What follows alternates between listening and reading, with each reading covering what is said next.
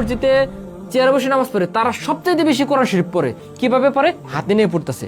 আর আপনি যখন হাতের পরিবর্তে যখন এই জিনিসটা দিবেন তখন আপনি চিন্তা করেন সে কতটা খুশি হবে। এবং এটা যখন আপনি মসজিদে দিবেন সদকা জারিয়ার জন্য, এটা নিয়ে কারাগারি বাজবে যে আমি সবার আগে ভরবো, আমি সবার আগে ভরবো। মসজিদে 5টা চেয়ার আছে, একটা আপনি দিলেন, দেখবেন ওই বাকি 4জন কারাগারি শুরু করবো যে আসলে জিনিসটা তো আমার দরকার ছিল। আপনি এটা আপনার মৃত বাবার নামে, মৃত মার নামে দিয়ে দিলেন মসজিদে। তো আপনি যখন এই জিনিসটা দেখবেন যে তারা এতটা খুশি হবে যে আসলে তো এই জিনিসটাই আমি খুঁজতেছিলাম এতদিন ধরে, এই জিনিসটা তো আমারই দরকার। এবং এটা সুবিধা কি দেখেন, আমি যে একটু সাইড বাই সাইড দেখাই, এই যে হেলান দিয়ে পড়তে পারতেছে। হাইট অনুযায়ী যারা একটু চোখে কম দেখে তারা এই যে এরকম এই পর্যন্ত উঠে নিলে একদম দেখেন আমার চোখের কাছে চলে এসেছে, কত সুবিধা। এবং আমি 5 ফুট 8 ইঞ্চি, আপনি যদি চান যে আমি একদম দাঁড়িয়ে পড়বো তাহলে যে এই পর্যন্ত নিলেন, নিয়ে এই যে দেখেন আমি কিন্তু এখন দাঁড়িয়ে পড়তে পারতেছি। মোটামুটি 5 ফুট 8 ইঞ্চি যাদের আছে মানে 5.5 ফুট বা 5 ফুট 6, 7 তারা কিন্তু আরামসে দাঁড়িয়ে পড়তে পারবে। আপনার যেভাবে চাপতে সেভাবে পড়তে পারতেছেন।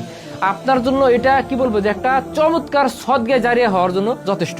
এইটা কোরআন শরীফ অলরেডি সবাই দিয়ে ফেলেছে, এটা না বলার কিছু নাই, কিন্তু পড়ার ব্যবস্থা আপনি করে দেন, দেখবেন আপনি একটা আজীবন সব পাবেন। তো আমরা এটা তৈরি করতে একটু ঝামেলা। আর পুরোটা জিনিসটা কিন্তু এসে স্টিলের তৈরি, এসে স্টেনলেস স্টিল, যেটার কারণে জং ধরার ইনশাল্লাহ কোনো সম্ভাবনা নাই। এবং এটা অনেক ভারী, এটা প্রায় 3 কেজির কাছাকাছি।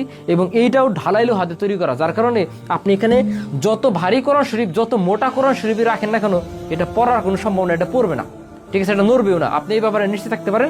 আর সবচেয়ে মজার ব্যাপার হইতেছে এই জিনিসটা আমরা একটু বানাতে একটু কষ্ট, অনেক কষ্ট আমরা স্বীকার করি, বানাতে কষ্ট, সময় লাগে এবং দামও একটু বেশি পড়ে যায়, কারণ এর মধ্যে পুরোটাই লোহা, যার কারণে দামটা বেশি। কিন্তু আপনি জীবনে কিনবেন একবার, 1 থেকে 2 বার কিনবেন, মানে আপনি যে একবারই কিনলেন, একবার কিনে আপনি ভুলে যাবেন, মসজিদে আপনি দিয়ে দিলেন এবং আপনার জন্য অ্যানাউন্স হবে যে আমাদের মসজিদে সুন্দর একটা রেহাল দিয়েছে অমুক ব্যক্তি, ঠিক আছে, আপনি এখানে খোদাই করে আপনার নামটা লিখে দেন, সমস্যা নেই, সৌজন্যে, ঠিক আছে, আকবর আলী দিয়ে দিলেন।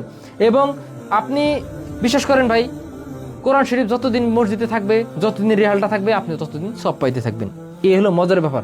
মাদ্রাসায় দেন তারও ভয়াবহ অবস্থা, মাদ্রাসায় প্রতিদিন কোরআন শরীফ তেলাওয়াত করে তাদের আপনি দেন, হুজুরদের দেন, দেখবেন হুজুরা খুশি হয়ে যাবে।